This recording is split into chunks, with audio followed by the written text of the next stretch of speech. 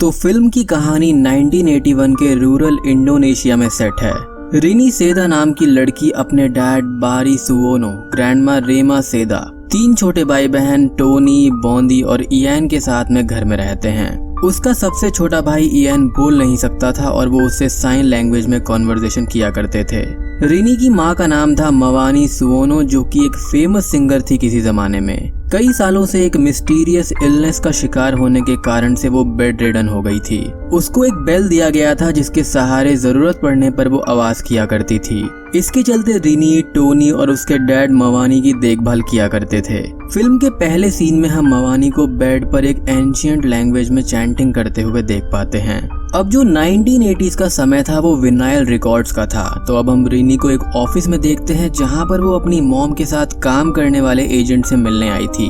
Agent का कहना था कि उसकी मॉम के रिकॉर्ड्स अब बिक नहीं रहे हैं और उनके हिसाब से जितनी भी रॉयल्टी यानी कि पैसा उन्हें देना था उन्होंने दे दिया है। वो कहता है कि रेडियो पर अब फ्री में गाने चल रहे हैं तो रिकॉर्ड्स कौन खरीदेगा, और उसकी माँ ने 3 साल से कोई भी गाना नहीं गाया है। शी इज ओल्ड नाउ और वो उनकी ज्यादा मदद नहीं कर सकता। बेसिकली इस फैमिली की फाइनेंशियल हालत बहुत ही ज्यादा खराब थी। उसके डैड ने अपनी सेविंग्स और इस घर को भी बैंक में गिरवी रख दिया था ताकि मवानी का ट्रीटमेंट हो सके।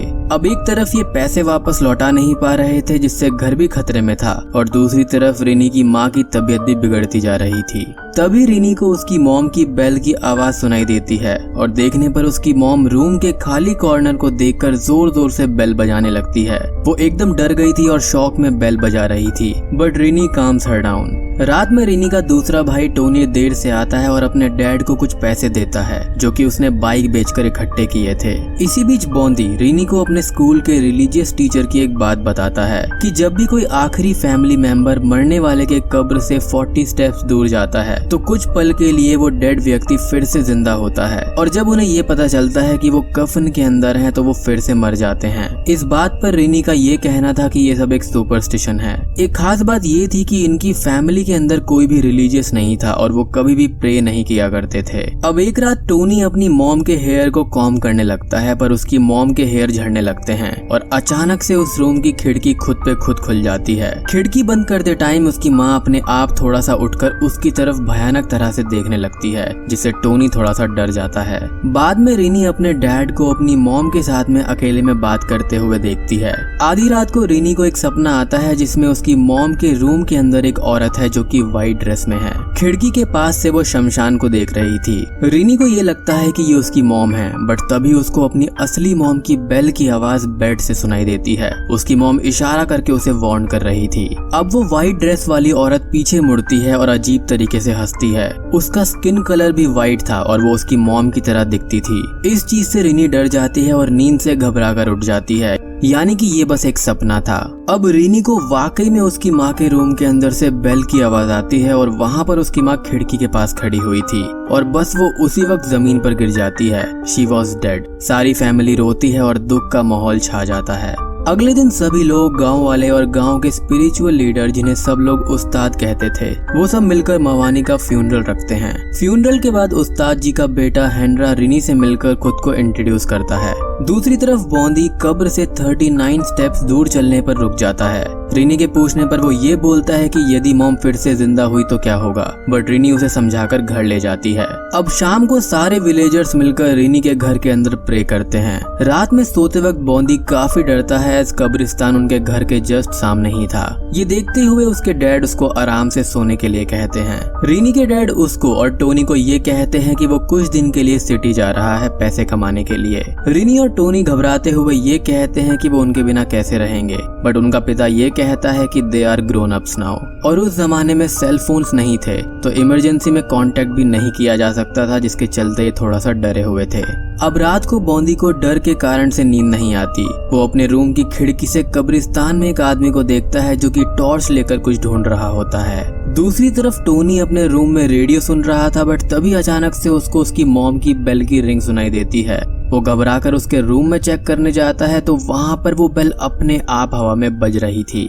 जैसे ही टोनी उसको देखता है वो नीचे गिर जाती है, जिससे टोनी डर कर अपने रूम में वापस आ जाता है। अगले दिन उनके डैड सिटी की तरफ निकल जाते हैं। बॉन्दी भी आज स्कूल को स्किप कर देता है। अब घर में अजीब अजीब सी पैरानॉर्मल एक्टिविटीज होने लगती हैं। फर्स्ट रिनी को घर के कुएं के पास में किसी की मिरर इमेज पल भर के लिए दिखाई देती है। बॉन्दी को भी वो व्हाइट लेडी उसके एक खिलौने में दिखाई देती है और वो उसे देखकर एकदम से डर जाता है। इयान अपनी दादी के साथ में हाइड एंड सीक खेल रहा था। उनकी ग्रैंडमा व्हील चेयर पर थी और वो चल नहीं सकती थी और उसको एस्थमा भी था। कुछ देर बाद इयान उन्हें ढूंढ लेता है और वो दोनों खुशी से गले लगते हैं। दूसरे दिन की रात में भी टोनी रेडियो सुन रहा था। अब रेडियो में से उसे उसकी मॉम की आवाज सुनाई देती है। वो उसे बुला रही थी। टोनी डर के रेडियो बंद करता है, बट तभी उसे अपनी मॉम की आवाज सुनाई देती है, जहाँ पर वो ये कहती है कि टोनी मेरे बाल बनाओ।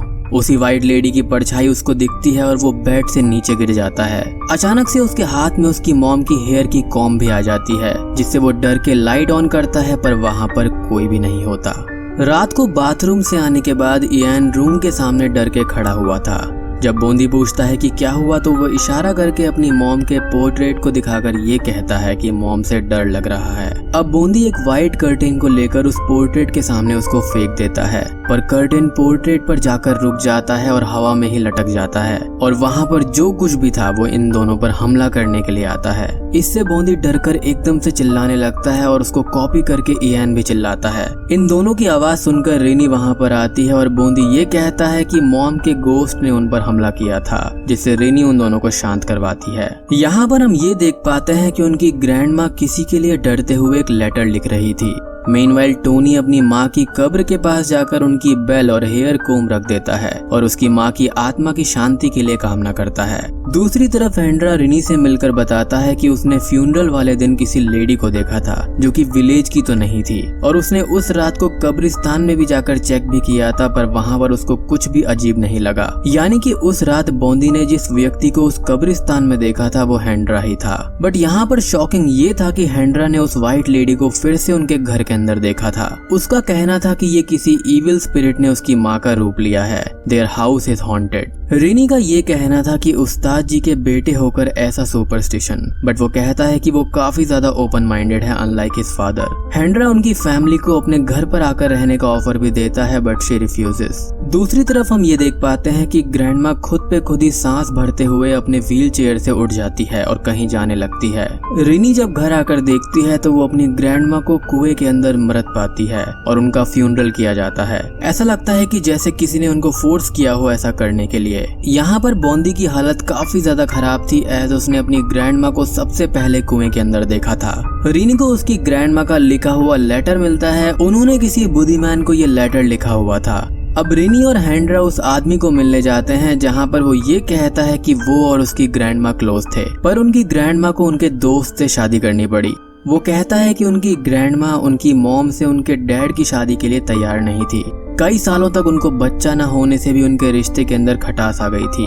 उस जमाने में जो सिंगर्स का जो प्रोफेशन था वो बिल्कुल भी इज्जतदार नहीं समझा जाता था, बट इवेंचुअली उनको बच्चे हो गए और उसकी ग्रैंडमा को शक था कि इन बच्चों के लिए उसने ऊपर वाले से नहीं बल्कि सेटन से गुजारिश की थी। रिनी को इस बात पर विश्वास नहीं होता तो बुद्धिमान उसको अपनी एक मैगजीन देता है जिसमें उसका आर्टिकल था।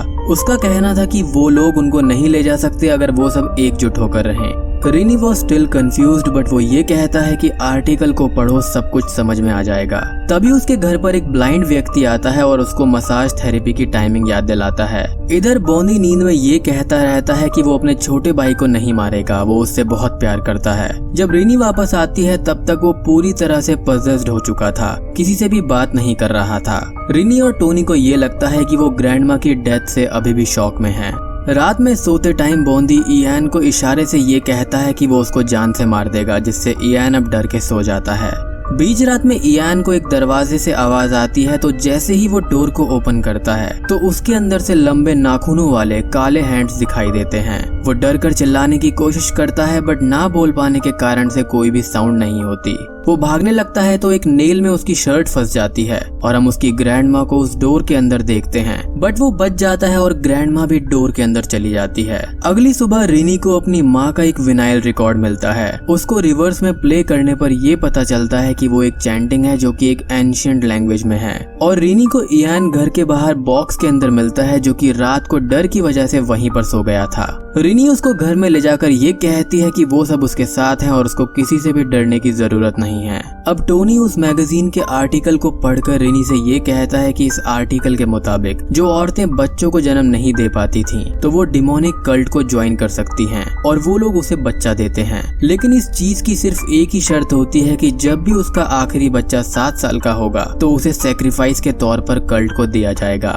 यहाँ पर टोनी एक स्ट्रेंज सी कैलकुलेशन बताता है कि रिनी 22 साल की है, वो 16 साल का, बॉन्दी 10 साल का और इयान आने वाले 3 दिनों में 7 साल का होने वाला है। वो कहता है कि मॉम ने हर 6 साल में एक बच्चा पैदा किया ताकि वो डेविल को ट्रिक कर सके।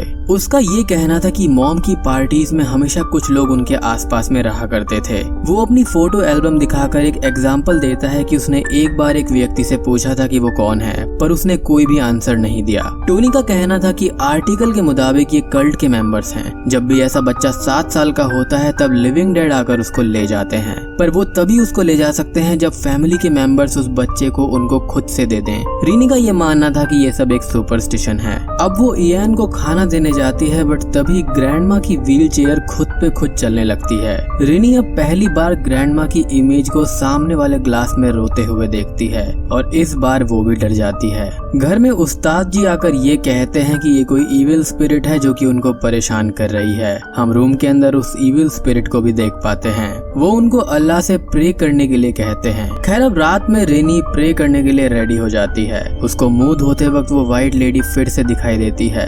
दूसरी तरफ बॉन्दी और इयान अपने रूम में सो रहे थे, बट तभी उनके रूम का डोर खुद पे खुद खुल जाता है। रूम के अंदर इयान को फिर से ग्रैंडमा के रूप में काले हैंड्स वाला गोस्ट दिखाई देता है जो कि बॉन्दी को ही देख रहा था। देन सडनली वो इयान को देखता है, जिससे इयान डर के चादर ओढ़कर सो जाता है। अब रिनी प्रे करने लगती है और वही व्हाइट ज़ॉम्बी लेडी उसी के पास घूमने लगती है। जैसे ही रिनी प्रेयर खत्म करती है, वो व्हाइट लेडी उस पर हमला करने की कोशिश करती है। रिनी अब उसके व्हाइट हैंड्स और फेस को भी देखती है और बस वो सभी बच्चों को लेकर उस्ताद जी के घर चली जाती है। अगले दिन हेंड्रा ये कहता है कि वो एक इविल ज़ॉम्बी है। हजारों सालों से वैसे ज़ॉम्बीज अर्थ पर हैं। रिलीजन्स के स्टार्ट होने से भी पहले वो इंसानों को अपनी नस्ल को आगे बढ़ाने के लिए इस्तेमाल करते हैं। टोनी ये कहता है कि इस आर्टिकल के मुताबिक उनको हराया नहीं जा सकता, पर वो लोग उनकी डिमांड्स को इनकार कर सकते हैं एकजुट रहकर। टोनी ये भी कहता है कि आर्टिकल के मुताबिक उनके असली डैड वो नहीं हैं, कल्ट के अलग अलग मेंबर्स ही उनके डैड हैं। वो कहता है कि इसलिए तो वो चारों अलग अलग दिखते हैं। बट यहाँ पर एक स्ट्रेंज बात ये थी कि क्या उनके डैड को कभी भी शक नहीं हुआ कि ये सब इतने अलग क्यों दिखते हैं। एनीवेज अब हेंड्रा को बुद्धिमैन का फोन आता है और वो उसको और रिनी को मिलने के लिए बुलाता है, बट वहाँ सिर्फ हेंड्रा जाता है। बुद्धिमैन अब उसको एक एनवलप देकर कहता है कि ये उसका नया आर्टिकल है और वो अपने रूम के रेडियो को जोर से चलाकर धीरे से हेंड्रा के कान में कुछ कहता है कि अगर वहाँ पर कोई इविल स्पिरिट हुई तो वो कुछ सुन न सके। अब हेंड्रा की बाइक के सामने कोई आ जाता है, जिससे एक ट्रक से उसका एक्सीडेंट हो जाता है और उसकी मौत हो जाती है। दूसरी तरफ बुद्धिमैन के घर पर भी उसकी मसाज करने वाला बिना बुलाए ही आ जाता है। उसे सुनकर बुद्धिमैन डरकर एक स्टिक को प्रोटेक्शन के तौर पर हाथ में लेकर उसे भगाने लगता है, एज इफ कि उसके अंदर भी कोई इविल स्पिरिट हो या फिर वो उस कल्ट का मेंबर हो। मीनवाइल बॉन्दी इयान को एक चाकू से मारने के लिए तैयार था, बट रिनी उस नाइफ को ले जाती है। अब विलेजर्स हेंड्रा की बॉडी को उस्ताद जी के घर पर लेकर आते हैं। उस्ताद जी रोते रोते हेंड्रा का फ्यूनरल करते हैं और हेंड्रा के पास से रिनी को एक लेटर मिलता है जो कि उसको बुद्धिमैन ने दिया था। अब रात को उस्ताद जी के घर के बाहर हेंड्रा का ज़ॉम्बी वाला रूप रिनी को खींच कर ले जाने लगता है, बट तभी टोनी और इयान वहाँ पर आकर अपनी सिस्टर की मदद करते हैं। उस्ताद जी ये सब देखकर भी उनकी मदद नहीं करते क्योंकि वो काफी ज्यादा दुखी थे। तभी वहाँ पर अचानक से उनके डैड आ जाते हैं और वो इन सब को लेकर घर पर जाते हैं। रिनी उनको सब कुछ बताती है और वो अपनी मॉम की डेथ को सुनकर काफी ज्यादा रोने लगते हैं और कहते हैं कि कल ही वो लोग उस घर को छोड़कर चले जाएंगे। बाद में रिनी अकेले में उनसे ये पूछती है कि उस रात उन्होंने माँ से ऐसा क्या कहा था कि अगले ही दिन वो चल बसी। तो वो बताता है कि उसने बस यही कहा था कि उसकी हेल्थ की वजह से बच्चों का सफर करना ठीक नहीं है। इसी वक्त टोनी नीचे से अपने डैड को हेल्प के लिए चिल्लाकर बुलाता है। रिनी और डैड नीचे जाते हैं तो इयान बाथरूम में लॉक हो गया था। जैसे ही वो डोर को तोड़ता है हम किसी को इयान को कुएं में ले जाते हुए देखते हैं। उसके डैड अंदर जाकर उसको किसी तरह से बचाते हैं और बस तभी कोई ज़ॉम्बी लाइक क्रीचर पानी से बाहर आ रहा होता है। जब ये लोग बाहर आते हैं तो कल्ट के मेंबर्स जो कि सेटन स्लेव थे वो सब बाहर खड़े हुए थे। ये सब गेट लॉक करते हैं और अब घर के अंदर फिर से अजीब सी पैरानॉर्मल एक्टिविटीज होने लगती हैं। कोई शक्ति ग्रैंडमा की व्हील चेयर को रिनी, टोनी और डैड पर फेंकती है जिससे वो तीनों एक जगह पर बंद हो जाते हैं, बट बाहर बच जाते हैं बॉन्दी और इयान। अब वो ताकत इयान पर हमला करती है और बॉन्दी इसी बीच अपने पोजेशन से बाहर आने लगता है। इनका डैड मवानी और अपनी माँ की स्पिरिट से उनको बचाने के लिए कहता है क्योंकि ये सब उसकी गलती है। यहाँ पर उनकी ग्रैंडमा की सांसों की आवाज भी आती है एज उसको अस्थमा था। बॉन्दी हिम्मत करके इयान की ओर बढ़ता है और जैसे ही वो इयान को छूता है तो वो ताकत इयान को रिलीज कर देती है और सब कुछ शांत हो जाता है। अब उनके डैड एक स्टील की रॉड को लेकर इन कल्ट के मेंबर्स को बाहर डराने जाते हैं। उनका कहना था कि वो अपने किसी भी बच्चे को उनको नहीं देंगे। अब वो सब लोग वहाँ से चले तो जाते हैं लेकिन वो सब किसी चीज को वहीं पर गिरा के जाते हैं जो कि थोड़ा सा वियर्ड था। अगले दिन वो सब घर को छोड़कर जाने लगते हैं और शहर में उसने काफी अच्छे अरेंजमेंट्स कर लिए थे। आज रात को 12 बजे इयान का बर्थडे भी था तो वो शहर के अंदर उसके लिए एक सरप्राइज पार्टी का प्लान कर रहे थे एज उनकी कार 4 बजे आने वाली थी। शाम को उस्ताद जी भी वहाँ पर आकर उन्हें गुड बाय कहने आते हैं और माफी मांगते हैं।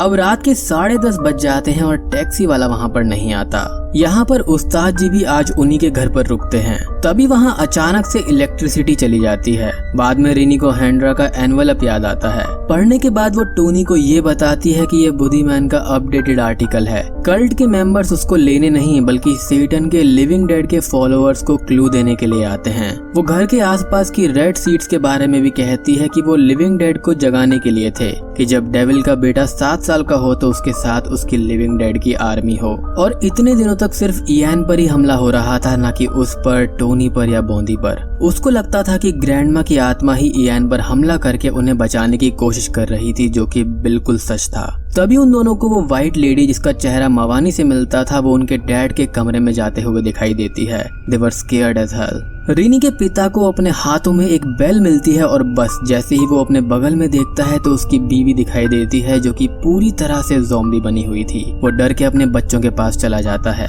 रात को 12 बजने के बाद इयान उठकर अपनी खिड़की से किसी से बात कर रहा था। Yes, he was speaking. इतने सालों तक वो बात ना करने का नाटक कर रहा था। बॉन्दी के पूछने पर वो ये कहता है कि वो अपने दोस्तों से बात कर रहा है। वो अब ठीक तरह से बोलने लगता है और जोर जोर से हंसने लगता है। वो वहाँ से बाहर जाता है और बॉन्दी को द लिविंग डेड के व्हाइट ज़ॉम्बीज दिखाई देते हैं जिससे वो डर के अपने बेड के नीचे छुप जाता है। उस्ताद जी इनको जिन्स बोल रहे थे कि जिन्स डेड लोगों की बॉडी को पजेस करके इस्तेमाल करते हैं। खैर उस्ताद जी को ये ज़ॉम्बीज मार देते हैं जिसमें उनका बेटा हैंड्रा भी था। वो सब देखते हैं कि अब इयान घर के बाहर मवानी की ज़ॉम्बी और उसके जैसे कई सारे और ज़ॉम्बीज के साथ में खड़ा हुआ है। इयान अपने डैड को उसके पास आने के लिए कहता है बट वो उनका बेटा नहीं था बल्कि सेटन का ऑफस्प्रिंग था और इसलिए ही उसकी माँ की तबीयत खराब रहने लगी थी क्योंकि कल्ट के मेंबर समझ गए थे कि मवानी चालाकी कर रही है। तो उन्होंने डिसाइड किया कि अगर वो खुद से बच्चा नहीं देगी तो वो जबरदस्ती ले लेंगे। इतने सालों तक वो सेटन के बच्चे को पाल रहे थे। खैर अब टोनी उन्हें घर के अंदर ले जाता है जहाँ पर फिर से डेड क्रीचर्स इन पर हमला करते हैं। तभी उनको वहाँ पर अपनी ग्रैंडमा की आत्मा दिखाई देती है जो कि उन ज़ॉम्बीज को रोक रही थी। यानी कि वो बस इयान को मारना चाहती थी एज शी न्यू कि वो सेटन का बच्चा है। इसी बीच बुद्धिमैन वहाँ पर आता है और इन चारों को वहाँ से ले जाता है। उसका ये कहना था कि इयान कभी भी उनका बेटा था ही नहीं। अब फिल्म की कहानी 1 साल आगे बढ़ती है। ये चारों एक अपार्टमेंट में रह रहे थे। उनकी पड़ोसी उनके लिए खाना लेकर आती है और बाद में वो पड़ोसी अपने पति से ये कहती है कि अब नए लोगों का शिकार करना होगा। उसका पति ये कहता है कि इस बार हमें उनका अच्छे तरीके से ख्याल रखना होगा ताकि वो उनको छोड़कर ना जा सकें। यहाँ पर सेम एंशिएंट म्यूजिक जो कि सैटेनिक म्यूजिक था और एक जार में भरे हुए रेड सीड्स थे जो कि ये दर्शाता है कि ये इस कल्ट के मेन मेंबर्स में से एक हैं। और वहाँ पर इंडोनेशिया का मैप था जहाँ पर उन्होंने अपने विक्टिम्स और मेंबर्स के बारे में मार्क्स लगाए हुए थे। मूवी यहीं पर खत्म हो जाती है। तो दोस्तों ये थी सेटन स्लेव फिल्म की कहानी। तो चैनल पर नए हैं तो सब्सक्राइब कर दो और